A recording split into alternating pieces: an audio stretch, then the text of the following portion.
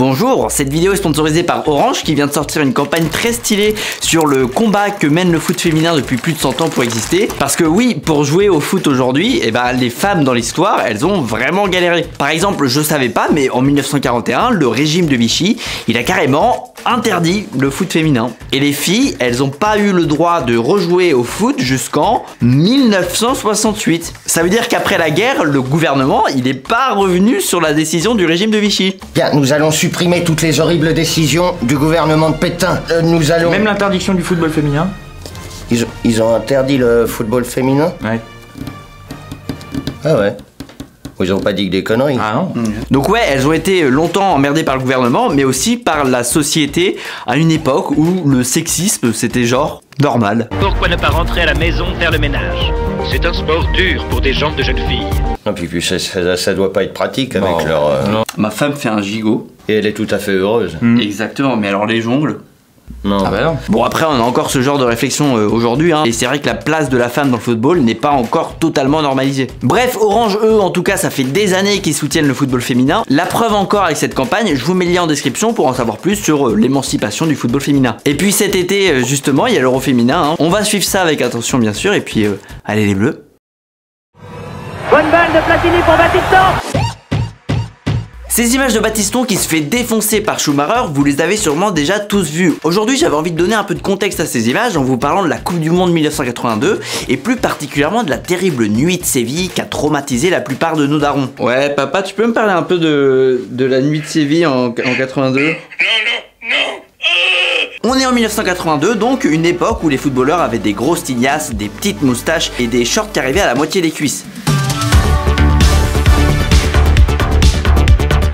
En 1982, la Coupe du Monde, c'est chez nos voisins espagnols, et cette année-là, la France, elle parvient à se hisser jusqu'en demi-finale où elle s'apprête à affronter l'Allemagne de l'Ouest.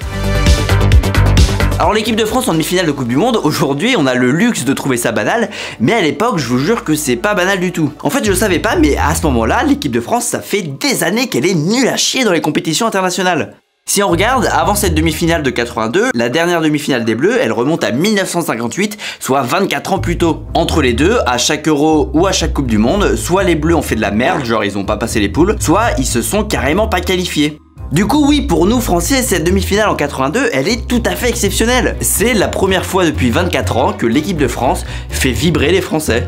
Par contre, pour l'Allemagne de l'Ouest, c'est une autre histoire. Clairement, l'Allemagne de l'Ouest à l'époque, c'est genre top 3 des meilleures équipes du monde, et pour eux, les demi-finales, c'est une simple formalité. Rien que sur la dernière décennie, les gars, ils ont fait champion d'Europe en 72, champion du monde en 74, finaliste de l'Euro en 76 et champion d'Europe en 1980. Bref, il y a quand même un monde d'écart entre les deux équipes et on n'est clairement pas favori. Hein. En fait, c'est simple, si on gagne cette demi-finale à Séville, on pourra clairement parler d'exploit. Ça y est, on est à Séville, on est prêt à affronter l'Allemagne avec une équipe que voici. Hein. C'est vrai que je vous ai pas encore présenté les Bleus de l'époque, avec, vous le voyez, hein, il y a du Platini, du Giresse, du Rocheteau, du Trésor et plein d'autres joueurs que je connais pas et que j'ai jamais vu jouer.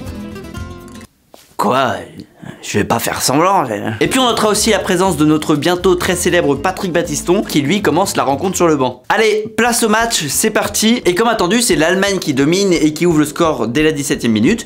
Mais 10 minutes plus tard, penalty égalise sur Platini égalise sur penalty. À la mi-temps, il y a un partout, donc la France tient tête aux Allemands dans un match qui est quand même un peu tendu. Tendu, entre autres, à cause du gardien allemand Harald Schumacher, qui lui vraiment a été insupportable pendant la première mi-temps. Genre, le gars cherche la merde, il est hyper provocateur. Bref, Schumacher, il est trop chiant, mais le pire reste à venir. La seconde période démarre, et puis vient la fameuse 57e minute.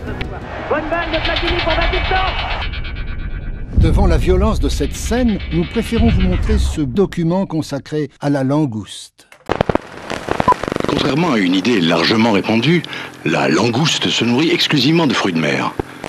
Au bout de sa course, Battiston, qui vient de rentrer en jeu, il se fait allumer la gueule par le gros fiacos de Schumacher. Alors ça, évidemment, c'est penalty et carton rouge tous les jours. Tous les jours, sauf ce 8 juillet 1982, parce que l'arbitre, il a rien vu. Et il n'y a pas la VAR, évidemment, à l'époque. En même temps, la VAR en 1982... Oui, pas de soucis, monsieur l'arbitre, vous montre ça tout de suite. Ah, attends. Action. Je vous laisse voir l'image. Oh là c'est pas les bonnes cassettes. Vous voulez que je remonte un peu l'action, hein? On revient en arrière. Oh non, un peu trop loin là. J'avance un petit peu. Donc arbitrage scandaleux, mais enfin, au-delà de ça, bah, on a un homme à terre quoi. Battiston sur le choc, lui, il a perdu connaissance, il s'est fissuré une vertèbre et il s'est pété 3 dents. Ce qui évidemment inquiète Schumacher. Schumacher qui s'en veut d'avoir eu ce geste de je rigole. Schumacher, il a rien à foutre. Et non, lui, il a récupéré la balle et il attend juste de faire son 6 mètres. Ah bah, il n'y a pas faute, donc vraiment, il n'y a pas une seule seconde où il vient se préoccuper de sa victime. J'ai très envie de l'insulter, je le ferai pas parce que j'ai pas envie d'être démonétisé, mais c'est pas l'envie qui manque. Bon, donc notre pauvre Battiston, bah il va être évacué sur civière, hein. Le jeu va reprendre comme si c'était rien passé, hein. Donc pas de penalty, pas de carton rouge. L'avantage en revanche de cette injustice qu'on vient de subir, c'est que du coup les bleus ils sont révoltés, et donc on va montrer un super visage en seconde période. On va dominer clairement une des meilleures équipes du monde. Amoros. Tire. Oh, voilà la barre. Malheureusement, ça sera pas suffisant pour prendre l'avantage. À la fin du temps réglementaire, le score n'a pas bougé. Et donc, on file en prolongation. Vous êtes prêts pour les prolongations? Non? Moi, vous êtes pas prêts encore, je comprends. Prenez le temps de vous abonner. C'est important. C'est très très important. Alors, les prolongations, ça va être incroyable. Dès le début des prolongations, la France, elle prend l'avantage grâce à un super but de Marius Trésor. 6 minutes plus tard seulement, Giresse y plante le 3e. Et ça permet aux Bleus, donc, de prendre le large. Qui marque le 3e but. Mais attention, c'est pas fini, c'est pas fini. Comme on est joueur, on est gentil, hein, et on continue d'attaquer, et alors qu'on s'approche de la surface, Giresse il se fait découper par un défenseur allemand. Pas de faute, le jeu continue, et 5 secondes plus tard, Platini à son tour se fait défoncer. Et toujours pas faute. Et donc on a 2 joueurs à terre, les Allemands ils en profitent, ils récupèrent la balle, et sur l'action qui suit, ils réduisent l'écart. Ah mais c'était sûr en fait. C'était sûr. Bon, alors on n'a plus qu'un but d'avance, va falloir serrer les fesses, hein, il reste un peu plus d'une dizaine de minutes et les réussi par Klaus Fischer. Égalisation, 3 partout. 3 partout à la fin des prolongations, ça va se jouer au tir au but donc, et bah on va perdre la séance de tir au but, la France est éliminée.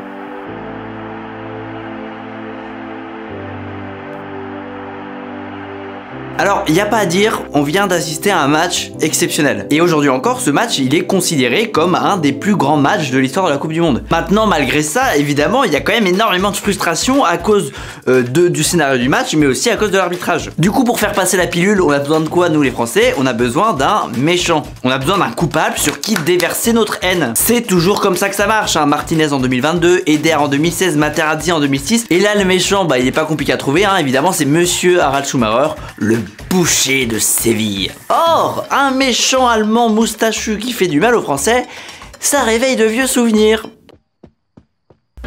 Et donc vas-y que la nuit de Séville elle est comparée à une 3e guerre mondiale, et vas-y que Schumacher il est qualifié de nazi, de SS. Non vraiment ça il va très fort, hein. Dites-vous que Schumacher il reçoit tellement de messages de haine qu'il va carrément être obligé de recruter des gardes du corps pendant plusieurs mois. Le gars il reçoit des lettres d'insultes, il reçoit des menaces de mort, et il y a même des mecs qui menacent de kidnapper ses gamins. Putain bah décidément les années 80... Allô? Ton gamin, tu sais ce que je vais en faire de ton gamin? Je vais le jeter dans la Vologne, ton petit Grégory. Excusez-moi, Grégory, qui est Grégory? Ah, je suis pas chez les Villemin? Non, pas Villemin, c'est Schumacher. C'est pas de problème. Bref, clairement ça va trop loin, hein, faut pas déconner. Et pour enterrer l'âge de guerre, une semaine après le match, Patrick Battiston et Harald Schumacher, ils vont se rencontrer devant la presse pour montrer que bah, tout va bien. Schumacher s'excuse devant les caméras, Battiston le pardonne, et allez, on passe à autre chose, la vie continue. La vie continue, oui, d'ailleurs, 2 jours après cette rencontre, Patrick Battiston, il s'est marié, voilà. Avec une Minerve, oui, mais il s'est marié. Vous pouvez embrasser la mariée.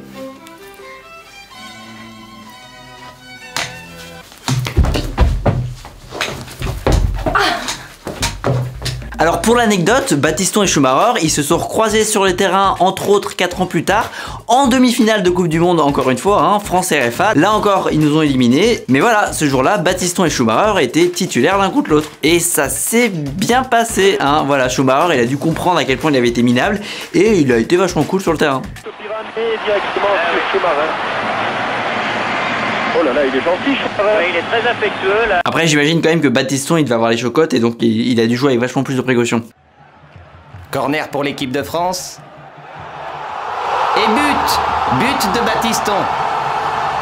Bon, et aujourd'hui alors? Et bah plus de 40 ans plus tard, même s'ils sont liés par cette histoire, ils sont pas copains hein. En fait Battiston il aurait même des raisons de toujours en vouloir à Schumacher, vu qu'aujourd'hui il garde encore des séquelles du choc. Genre il a des raideurs au cou et il a des douleurs aux dents. Bon et alors ce qui est un peu triste avec Battiston, c'est que aujourd'hui souvent l'ensemble de sa carrière c'est résumé à cette image. Le gars il a quand même fait 2 demi-finales de Coupe du Monde, il a remporté l'Euro 84 avec les Bleus, en club il a 18 ans de carrière à Metz, Saint-Etienne, Bordeaux et Monaco. Sauf que pour nous Battiston aujourd'hui c'est juste le mec qui s'est fait défoncer par Schumacher.